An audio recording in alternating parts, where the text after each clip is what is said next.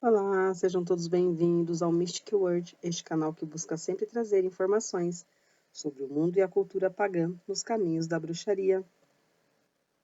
Na série Panteões de hoje, Deuses Celta. Hoje a gente vai falar sobre Ifá, a bela rainha da guerra. Apesar de se escrever Aoife, se diz Ifá.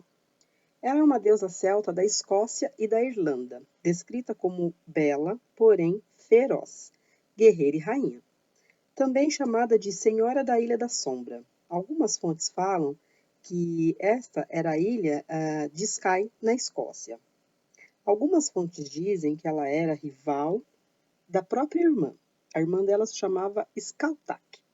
E ambas tinham uma escola na ilha em que elas viviam. E que treinavam seus próprios guerreiros. Mas a escola de Ifá teve muito menos sucesso que a escola da irmã. Então, a deusa, ela traz o poder da mulher forte, aquela que mesmo preterida não desiste, aquela que vai atrás do que deseja, mesmo que isso traga prejuízos, mas que pelo menos nunca desistiu. Persistente. Seu nome provavelmente deriva do gaélico Aoib, que significa beleza ou radiante. Também já foi comparado ao nome gaulês Esvius, latinizado para Exúvios e com o feminino de Exúvia. De qualquer forma, o nome dessa deusa não tem relação com o nome bíblico Eva. Muita gente confunde dizendo que seria isso, mas não é. Porque a grafia irlandesa se diz Eba, mas devido à similaridade do som, muitas vezes Ifá acaba sendo escutada aí como Eva ou Ev nas línguas inglesas, mas não tem nenhuma correlação. Então, assim, tal como aconteceu com a senhora de Leinster, a condessa de Pembroke, no século XII, Ifá MacMahon, que em muitos lugares se tornou conhecida então como a Eva de Leinster, somente por pura confusão aí. A maioria dos seus mitos estão presentes no ciclo de Ulster, que é aquele grupo de lendas e contas, datados do século I depois de Cristo. Ifá foi criada, então, com a irmã dela, a Skatak, e as duas lutavam, constantemente, entre elas e contra os outros. Então é dito que a irmã dela treinou o lendário herói irlandês, o Cuchulainn, na arte da guerra. E aí a própria irmã deu para Ifá de presente uma arma mágica. Essa arma se chamava Gelboga, como um presente, mas Ifá perdeu o combate e perdeu essa arma também durante esse combate. E perdeu para esse guerreiro que a irmã dela treinou. Só que ele só derrotou ela por conta de um truque que ele usou, Ele mentiu.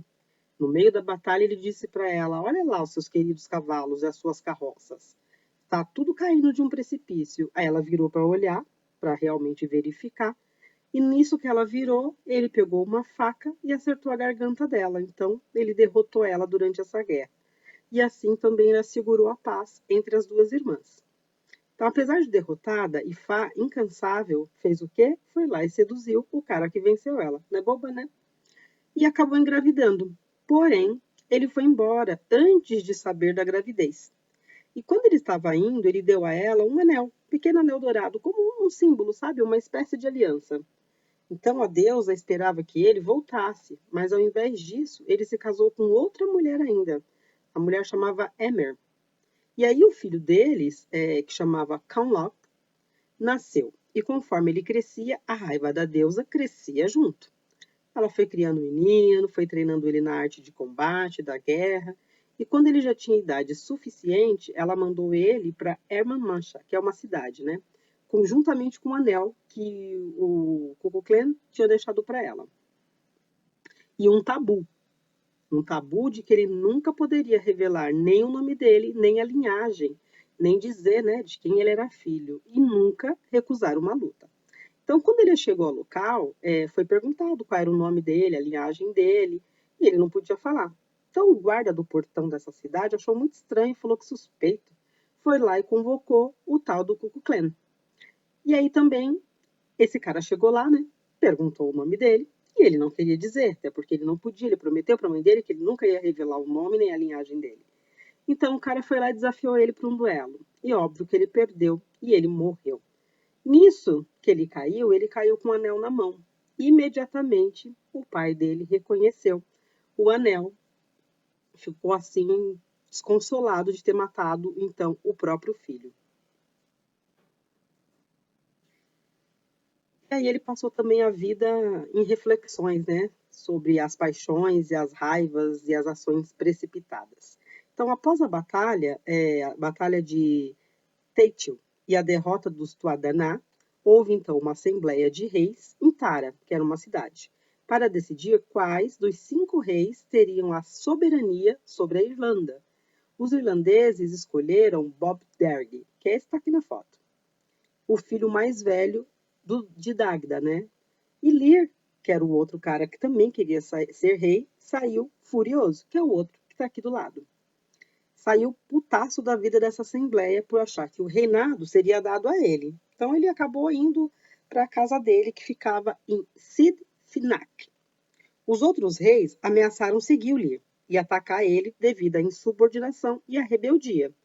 Mas o outro rei, muito, né, assim, mais sábio, mais experiente, falou para ele: não, vamos parando por aí, porque não vai dar em nada. A gente deveria fazer amizade para que a paz possa de fato prosperar e reinar na Irlanda, não começar uma guerra por bobagem. Então, assim, como sinal de amizade, ele enviou suas 3 filhas adotivas para que o Lir pudesse então escolher uma delas para se casar. E aí Lir foi lá e escolheu a irmã mais velha, que chamava Alp, com quem ele teve 2 filhos, Audi e Fionnuala. Mais tarde, ela deu à luz a mais 2 meninos, Fiacra e Con, mas ela morreu no parto. E aí ele ficou devastado, porque ele já estava apaixonado por ela, né? Ele ficou muito devastado com a situação. E se não fosse o amor dele pelos filhos, ele teria morrido de tristeza. Então, para que a amizade se mantivesse e não tivesse guerra novamente entre eles, o Bobt foi lá e enviou a segunda filha mais velha, que era a deusa Ifá, para o Lir se casar então com ela. E aí eles se casaram. No início, Asa, ela adorou os filhos de Lir, mas conforme foi vendo que eles eram muito apegados, e ele muito apegado com os filhos, ela começou a sentir ciúme, inveja. Aí um dia ela levou nossa, desculpa, começou a travar. Os 4 filhos dele para passear, dizendo que iria levar eles para visitar o avô. Ah, vamos lá ver o vovô Bob. Mas o plano dela era matar as 4 crianças. Porém, ela não conseguiu empunhar a sua espada contra eles, né, inocentes. Acabou transformando eles em 4 cisnes. A mais velha, a Fionnuala, ela implorou, suplicou que o feitiço fosse revertido. E aí a Ifá sentiu remorso, mas era tarde demais. Ela não tinha como reverter o feitiço. Então, em vez disso, ela colocou um limite dizendo que duraria até que um nobre do sul se casasse com um nobre do norte. E aí eles voltariam novamente a ser humanos. E aí também ela protegeu eles, dando vozes melodiosas, cujo canto faria os homens não querer fazer mais nada além de ficar ali escutando os 4 cisnes.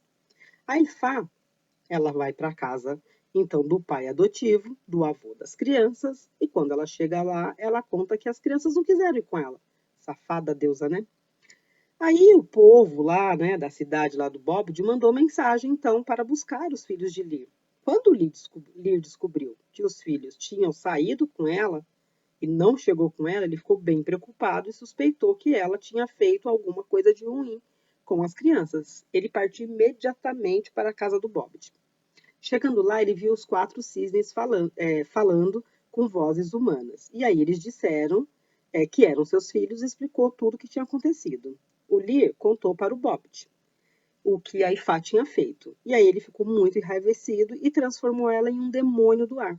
É uma espécie de demônio. Aqui é só para simplificar, assim, para expressar a figura grotesca da qual ele transformou ela, condenando ela a ficar nessa forma, então, para sempre.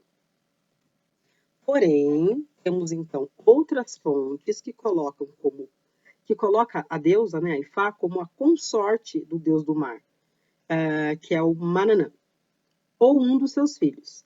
E dizem que ela roubou o alfabeto do conhecimento dos deuses para dar para a humanidade. Por essa transgressão, então, é que ela foi transformada em um grou, né? Uma espécie de grou do pássaro. Dependendo da fonte, ela se transformou em corvo, em garça, enfim, de toda forma, é um pássaro de asas escuras. E que isso ela foi transformada pelas deidades mais antigas do que ela. Então, assim, são lendas e lendas, né? Cada lugar, a lenda vem de uma forma. Algumas outras lendas ainda dizem que ela está nessa forma até os dias de hoje, enquanto outros falam que ela foi morta por caçadores. Também tem uma outra versão no livro de Dunarfin, que é o livro das leis de Fion, que Ifá era filha de Delbat. Ela e Lucra, ambas apaixonadas pelo Ilbrek, um dos filhos do Mananã, com ciúmes do seu amado, a Ilkra foi lá, chamou a Ifá para nadar, e na hora que ela entrou na água, ela foi lá e transformou ela, então, no grou, no pássaro, profetizando, então, que Ifá ficaria naquela forma durante 200 anos, até a sua morte, na casa do Mananã, com todos zombando dela, rindo, sem ela poder ir para a terra. E que ao final da sua vida, o Mananã faria com ela uma bolsa com a pele, onde guardaria os seus tesouros. Alguns dizem que Ifá continua mesmo então como pássaro até hoje, condenada a passar a eternidade nos céus. Outros dizem que de fato o Mananã fez mesmo um saco com a pele, né, que ela morreu, fez um saco com a pele, e lá ele colocou os objetos sagrados ou simbólicos do Fiana. De qualquer forma, Grous são considerados bons presságios da sorte, porque eles saem do campo dos tempos de guerra. Então, quando eles estão saindo do campo em tempo de guerra, significa que a guerra está chegando ao fim. Então, por isso a presença deles sugere que a paz vai prevalecer. E aqui a gente tem, então, como parentesco, então, né, como eu disse, tem vários mitos.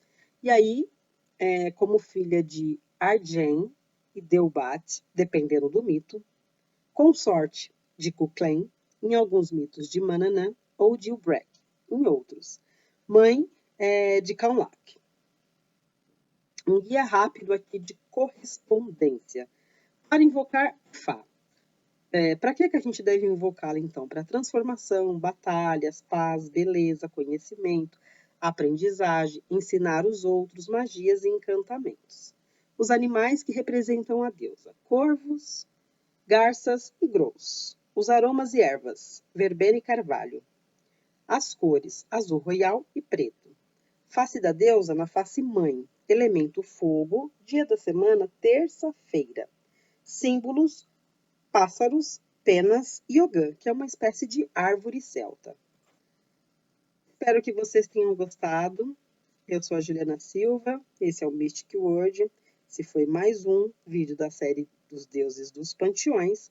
Se você gostou, deixa aí o seu curtir, compartilhe esse vídeo para que ele chegue a mais pessoas, essas e outras informações. Semana que vem eu volto com mais um vídeo, com mais um deus. Espero que vocês tenham gostado. Beijo, até semana que vem.